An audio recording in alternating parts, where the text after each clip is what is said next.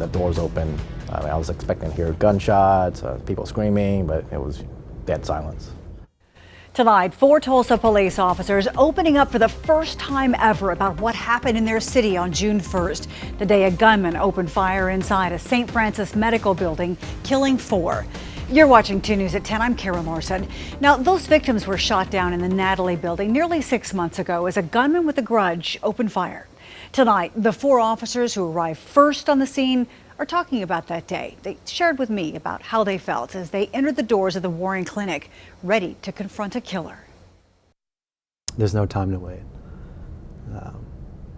SWAT could take, we don't know how long to get there, and so we just go in as soon as we can. When the first 911 calls came in, shots fired in a medical office at St. Francis. These 4 officers were the first to rush in. It smelled like an indoor shooting range.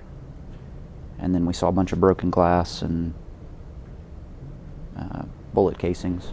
Bracing themselves for what they'd find when the elevator doors opened. Kind of hard for me to think about at the time was like, where is everybody? Why is it so quiet? So then it was, how many people are hurt? How many people are injured? And still not knowing where this person's at.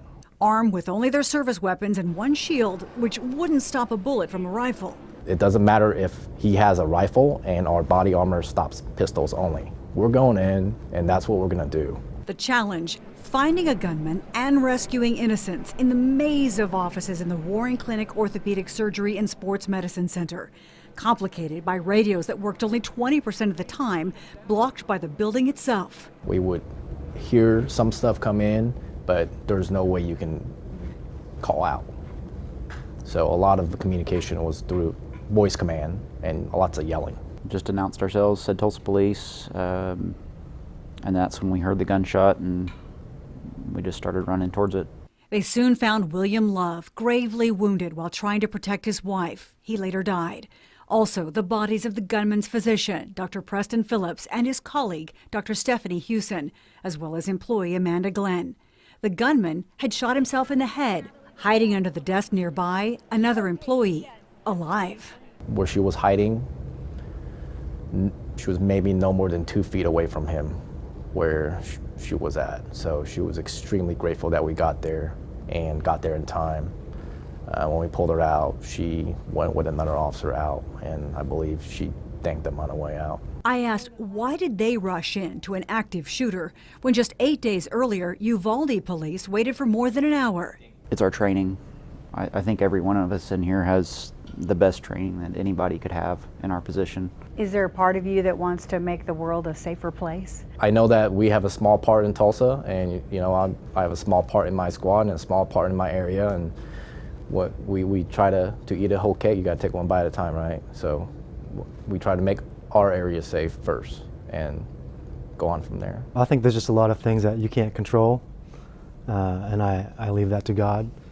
I don't know why we were close to the building at that time, but we were, and I think any other officer, had they been in proximity, they would have been there sooner, but it happened to be us, and I don't know. I'm just thankful for the response that the department had. It was encouraging to see that. Dozens of officers from TPD and numerous other local and federal agencies raced to St. Francis to help when 911 dispatchers sent out the call. Since then, they've been called heroes by Tulsa's leaders and citizens too. I think just thank the citizens for their support. Yeah, Tulsa's got some very strong support for their police department, I think, which is nice to have. And we really appreciate that. We really do see it every day. Even writing a ticket to someone, they still say thanks, and that's a pretty good feeling. My thanks to these officers for being willing to share what happened. You can watch our talk in its entirety on KJRH.com. Now, I do want to note that I went to the Natalie building recently, and I noticed that St. Francis has it closed down to one entry now and strengthened security, all in hopes of avoiding such a tragedy in the future.